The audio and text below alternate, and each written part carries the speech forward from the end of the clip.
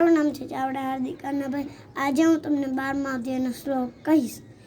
એવમ સતત યુક્તાએ ભોક્તા સ્વાપયુપાસ એ ચાપ્યક્ષરમ મહાવ્યક્તમ તેષમ કિયવ્યક્તમ મય્યાવેશો મને મમો નિત્યયુક્તા ઉપાસતે શ્રદ્ધયા પર્યોપેતાસ્તે મે યુક્તા મતા એત્વક્ષરમ નિર્દેશ્યમ અવ્યક્તમ પર્યુપાસતે સર્વત્ર ગમચિંત્યમ ચો કૂટસ્થમચલં ધ્રુવમ સન્નિયમ એ ઇન્દ્રગ્રામમ સર્વત્ર સમબુદ્ધયઃ તે પ્રાપ્નુવન્તિ મામેવ સર્વભૂતહિતે રતા ક્લેશોધિકતરસ્તેષાં અવ્યક્તાસક્તચેતસાં અવ્યક્તા હિ ગતિ દુઃખં દેહરવિભવ્યાપતે એ તુ સર્વાણિ કર્માણિ મયि સંન્યસ્ય